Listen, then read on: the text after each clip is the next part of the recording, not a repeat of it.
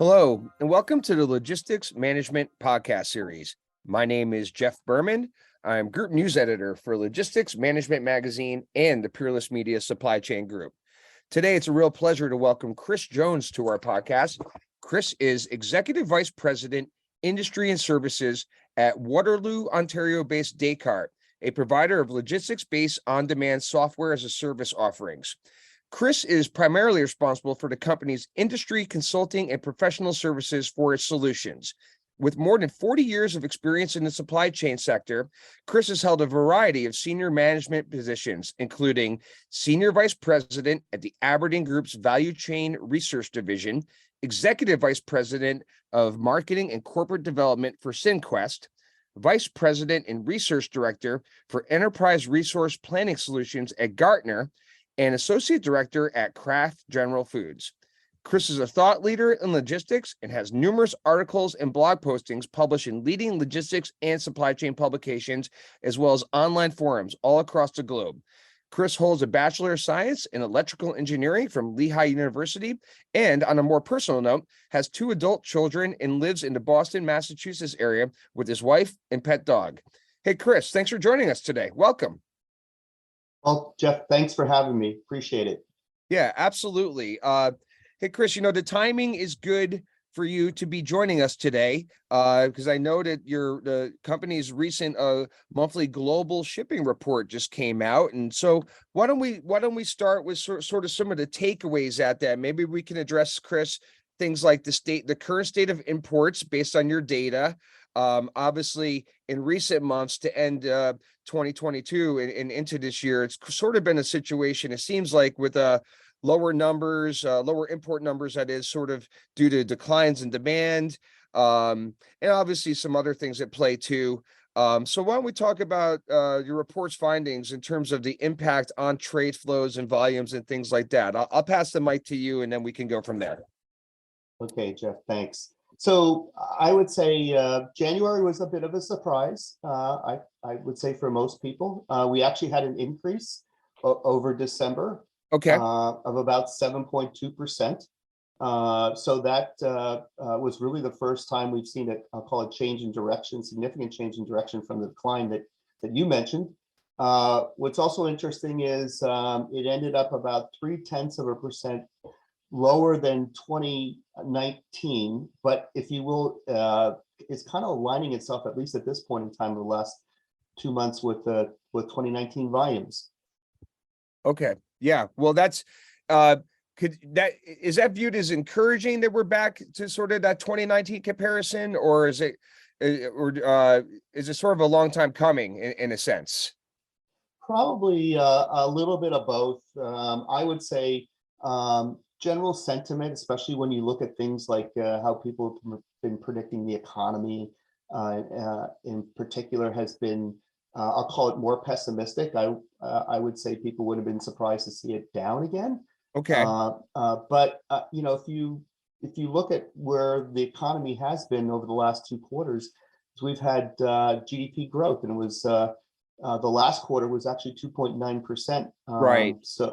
So this does follow that a little bit. I think the one thing we have learned, and if you will, I try to stay away from these days, is trying to predict the future here. I think it's not been a winning proposition for most of the pundits out there that have been trying to call it.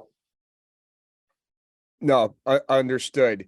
So, Chris, taking the theme of the economy, when we look at the freight economy, there's a lot of things at play. And as you just mentioned, there's an improvement in GDP for Q4. Really nice to see. Inflation is trending down ever so slightly. Retail sales were kind of, I guess, within expected range. There's a lot of factors at play here.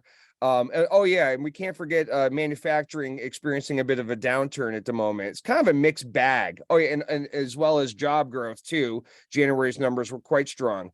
How do you kind of compartmentalize all that as it relates to sort of the current state of freight flows and things like that?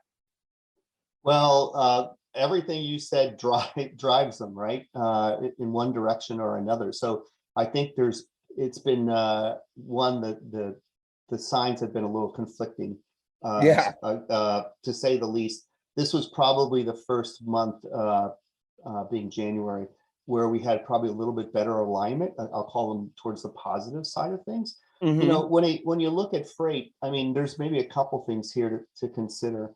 Um, One, this is as we get into the holidays in particular. So take the end of 22 and the beginning of 2023 here. These are traditionally slower periods. And if you were to look at the chart, for imports, you would see them, year over year throughout 2020. It was a crazy year, right? But the other Yeah. years, okay, it traditionally, you'll see a decline, right? Into the end of the year, and starting at the beginning of the next year. So, as far as what that ends up doing to, freight volumes and everything else associated, it definitely puts a damper on it. Yeah, no question about it. And then something I've been asking people like you, Chris, in recent weeks is, I think I may know the answer, but I'd be interested to hear your take on it. Just taking a quick look back at the 2022 peak season, I guess. Relevant to 2020 and 2021, obviously, which were very unusual years. A lot of people are of the school of thought that the 2022 peak season was essentially muted, or maybe did not materialize in any type of traditional sense. Do you see it in those ways, or is there more to peeling the onion on peak season, if you will? Well, I definitely would agree with you on it. Let's say a couple things happened. All right, to mute it to your point, and it actually, it kind of fell off pretty significantly once you really hit August. But before that, you had, I'll call it people advancing their purchasing decisions. So if we start Mhm. talking about, the cycle time, right, from purchase to delivery, especially for global supply chains, it's not measured in days, it's measured in quite a few months. And of course, what happened to a lot of people in the previous years was, just because of capacity constraints, whether it's manufacturing or shipping, at the Uh-huh. ports, et cetera, right? They got burned. All right. Demand was high. And so what did they do? They started earlier, right?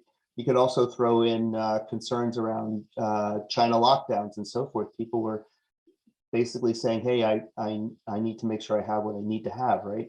Uh, but then what happened was, so if you think about that, so we didn't get the big spike later, right? Because people pulled the trigger a little bit earlier. So it was more of a trickle. But really, by the time we hit the summer, for many folks, it was apparent that consumer behavior had changed. All right. So if we actually say that, GDP is one thing, right? As an example, measure of growth, it's the what were people buying that changed.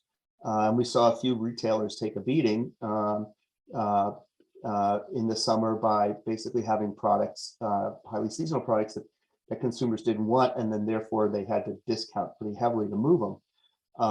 So what you see after that is basically, I'll call it, there was a whole lot of pulling of POs and everything else, and so what was normally a hotter, I'll call it August, September, even October type timeframes, actually really kind of fell off a cliff.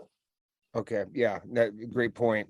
And I just wanted to circle back. I know we had just talked a bit about the state of the freight economy, with all the different moving parts, the aforementioned moving parts that are happening and out there. Another big topic of late has been, will there be a recession? If so, what type of recession? What's the impact on freight? Many people seem to think, if there is in fact a recession, that it will be of a very brief duration. Um, no shortage of narratives, opinions, takes on that. How do you sort of see things playing out? Well, I watch a few metrics. All right. One of them, you already mentioned the jobs report. That to me has been, a, incredibly compelling for the last couple of years in terms Yes. of what's happened, right? So it's pretty, that one's really defied what most people would say was going to take place, right? So that's one of them. But I also look at things like personal consumption. I'll call it inflation adjusted. The Fed uses the term real, okay, but so if you look at real personal consumption, those numbers have remained strong, right? And if you think about it, and again, taking inflation out of the equation, which is a big deal, right? Right. Those numbers have continued to be fairly strong, maybe not quite as hot as they were, let's say in the peak of the pandemic when we had what I call the stuff economy, or most people are calling the stuff economy, right? But so anyway, so I look at those. All right. I also look at a number of other things in terms of what are we hearing from shippers, as an example, right? They're at the beginning, at the forefront of this in terms of driving ultimately the freight markets, right? It's when you hit the PO button, right? Simply put, right? So so I think there's caution there on that front, okay. But on the actual economy, there is what's happening is I would say, if we have one, to your point, it's probably going to be very light. But all those other factors I mentioned are, they look pretty decent at this point in time, right? So if inflation keeps coming down, that will be a significant help to it. So I'm at the don't think it's going to be, think it could be good, don't think it's going to be bad. Okay. Yeah, very fair. Chris, a big theme that we've been focusing on here at Logistics Management, I actually did a research-based article on it for our last print edition, is sort of this whole concept of a supply chain reset. And the real premise behind it that I sort of investigated was, what are companies doing to sort of, I guess when I say companies, I'm speaking more to your customers, the shippers. Well, what are shippers really doing to reset their supply chains, given all that's gone on over the last 3-ish years or so? And that's coming from sort of a sourcing perspective, a procurement perspective, a planning perspective, resilience, you name it. Things are the pandemic sort of raised a lot of alarms or red flags for companies, to not get caught in perhaps the situations that they found themselves caught in, especially in the early days of the pandemic. So sorry, that's a mouthful there, but just in terms of your thoughts on sort of that supply chain reset theme, I'd like to hear what you have to say about that. Sure. So we actually just completed a study on supply chain innovation, right? And one of the questions we asked is, and the interesting news and good news is, long story short, is that people are the pandemic really kind of kicked them in the pants in terms of innovation, and more companies are focused on innovation as a result of it and going forward in terms of investment, right? So that was kind of good news. But what we asked them as part of that was, what was the catalyst, right? What's the desired outcomes of this, right? And the top two things they wanted to address were resiliency and cost, right? So in terms of your point about the resets are about, first and foremost, is resiliency, right? So I think what we all learned through the whole pandemic was you had to have it to sell it, right? And that was not a guarantee. And that's like such a big change from where we were before that. We really had, quite frankly, very efficient and smooth running supply chains. So that would be one piece of it. And in part of that is, and you mentioned this, is sourcing strategies. And this is where we're seeing people be pretty creative, right? And counterintuitive. So let me give you an example. Talking with one shipper, they tend to sell, I'll call it, and I don't want to give them away, so I have to be a little bit obtuse here, which is, hey, they sell projects, all right, and lots of goods in their projects. And they decided to bring in onshore again their source of one of their materials that they need. Basically, it's called a commodity material, something like a pipe, as an example, right? Okay. Okay, right. And they decided that that was important for them to even though they're going to pay more money for it, okay, on a unit basis, it's more important to have a guarantee of that, because if they didn't have that, they couldn't sell the rest of it, right? All the real high value stuff, right? Because they couldn't offer the complete solution to their customers. So their whole view was, we have it, we can guarantee we have it, and we have the flexibility now to go get it when we need it, right? So, you know, that's I think a key piece of it, right? So this whole notion of, you know, of being more resilient is high, right? The other thing that we're seeing is I'll call it diversification of supply base. And what was happening really for the last 20 years was the opposite, which was concentration of the supply base, right? And so Okay. if you think of, you know, people think of China and it's monolithic in some respects, but it's not in what I call it from an expertise point of view. There are centers of expertise where there's certain types of manufacturing that exists, as an example, in a regional basis, and that people would, I'll call it, keep going to the well because it was there and the expertise was there, and you know, a number of things like that. Well, what happened when the pandemic rolled through that, you know, region of China, right? Everything got shut down, right? The other part of it was at a port basis, right? You could see the shutdowns, right? So people were operating in trade lanes, very dense trade lanes. So think of like Shanghai to LA or Long Beach, right? You know, and there was economy of scale to that, and you know, speed and so forth. But you know, what happens when you can't get it, right? So that's when you saw, for instance, people shift to the East Coast, Mm-hmm. right? Because of all the delays and everything and uncertainty. And that's maybe the key point. People want to get out from under uncertainty. They'll take even longer lead times. They don't necessarily want them, but they'll take them if they're consistent. Yeah, sacrifice the longer lead or transit time for more dependability and consistency, it seems. Yeah, totally. So, you know, to your long-winded question, my long-winded answer, No, I you love know, it. yeah, That it's, yeah, there's a lot there.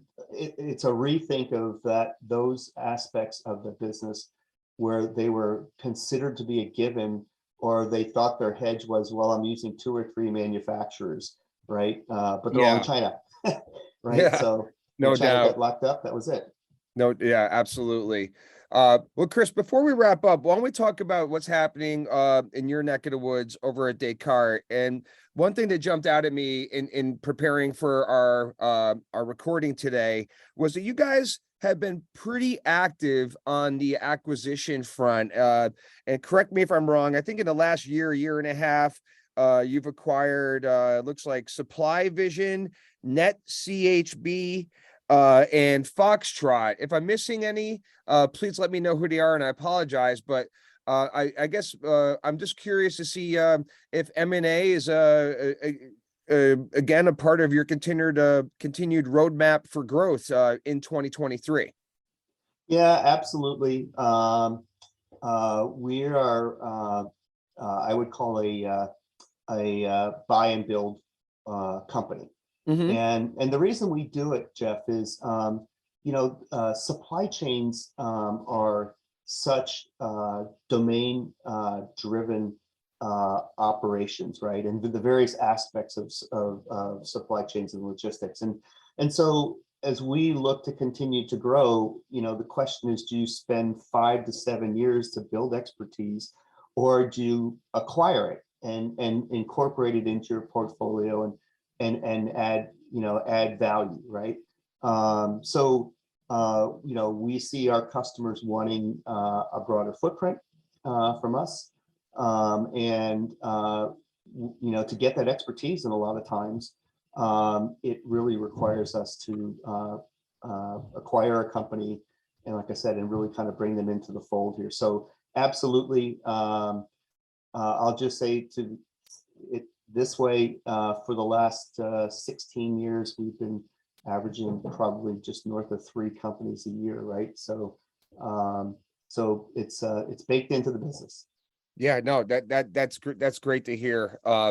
It seems like it seemed like over the course of, especially during the, call it the first 12 to 18 months, especially the pandemic, the level of M&A activity that was occurring was significant for really companies and modes and verticals of all sizes and different geographies. So you guys are no exception, and it seems like you're really using it to your advantage. So that's great. One other quick question I had, Chris, that I think I overlooked. If you mentioned it before, I apologize, but was just sort of the state of inventory management. And obviously part of the reason that we saw the muted peak was that so much inventory was already here. A lot of retailers that you hear in those earnings calls, Q4 earnings calls, they point to a more normal rationalization, deployment of inventory, if you will, over the back half of this year and into 24. Are you seeing things along those same lines? Yeah, I would say so. This is funny because this is actually a subject I'm doing a little work on with some colleagues in an organization called Supply Chain Leaders in Action that we're involved in, and